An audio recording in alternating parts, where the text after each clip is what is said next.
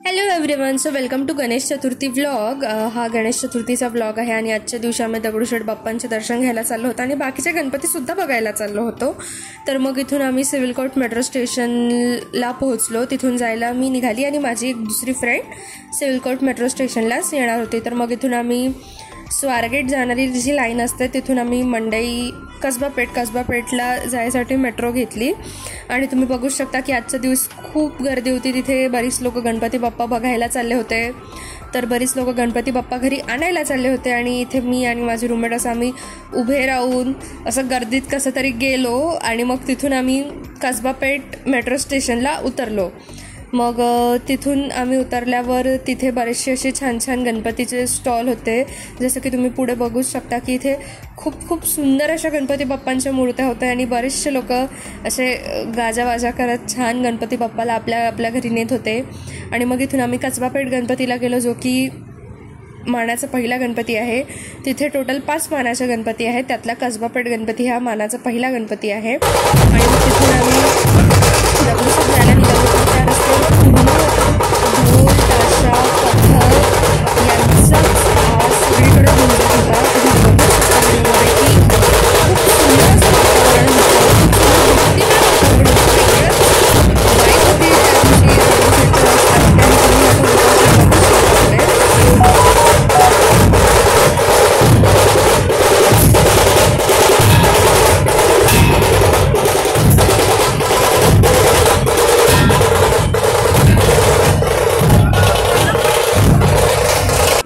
आणि मग इथे पण असं खूप वेगळ्या प्रकारचे असे काही म्हणजे ते त्यांचं चालू होतं, जे काही त्यांच्या प्रदर्शनी होत्या वेगळ्या पथकांच्या.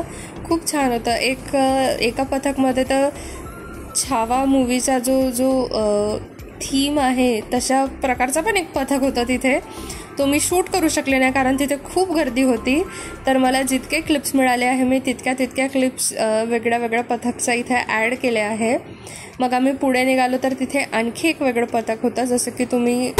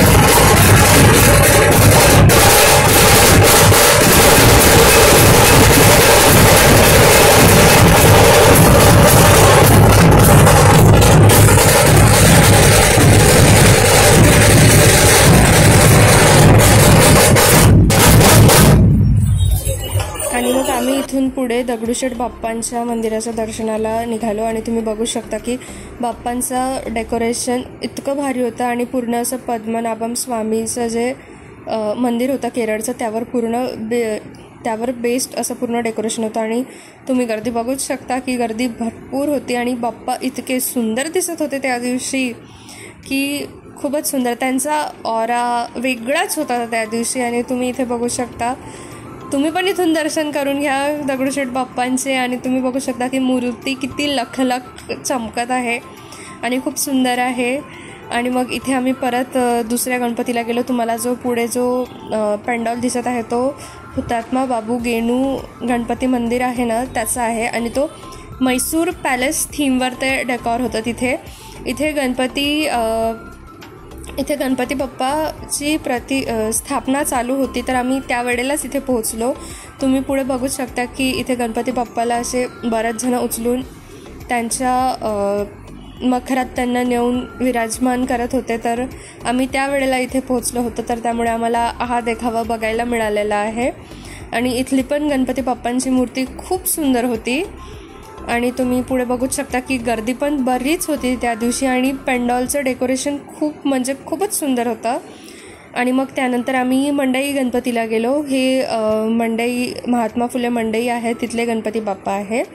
तर आम्ही तिथे आरती चालू होती त्यावेळेला पोचलो. मग आम्ही तिथली आरती वगैरे अटेंड केली आणि तिथलं डेकोरेशन खूप भव्य दिव्य होतं. पूर्ण राधाकृष्ण बेस थीमवर होतं, थीम बेस्डवर होतं. आणि मग तिथे आरती चालू होती. मग आम्ही आरती वगैरे केली. बाप्पांचे खूप छान दर्शन झाले इथे आणि खूप सुटसुटीत असं छान दर्शन झालेलं होतं. आणि तुम्ही बघू शकता की त्यांचं पेंडॉल किती सुंदर यांनी सजवलेलं आहे. आणि मग इथे पण पथक होतं. हे पथक जिलब्या मारुती मंदिर जे आहे गणपती बाप्पाचं, जिलब्या मारुती गणपती बसतात तिथे, तर ते तिथलं पथक होतं. आणि मग इथून आम्ही तुळशीबाग गणपतीला गेलो. तुळशीबागेतल्या गणपतीचं तर डेकोरेशन पूर्ण वृंदावन थीम होतं पूर्ण आणि खूप सुंदर डेकोरेशन होतं तिथे, खूप म्हणजे खूपच सुंदर. तर मग तिथे पण असं थोडी आरती वगैरे चालू होती, तर मग तिथे पण आम्ही थोडंसं आरती वगैरे केली, दर्शन वगैरे केलं बाप्पांचं. आणि मग तिथून आम्ही पुढे निघालो. तिथून आम्ही पुढे तांबडी जोगेश्वरी चा जो गणपती आहे तो पण एक मानाचा गणपती आहे, तो पण केला. तसं तुळशीबाग पण एक मानाचा गणपती आहे. तर मग तांबडी जोगेश्वरी गणपतीचे पण आमचे खूप छान दर्शन झाले. आणि मग आम्ही सगळ्यात शेवटी भाऊसाहेब रंगारी हा गणपती केला. तुम्ही बघू शकता की डेकोरेशन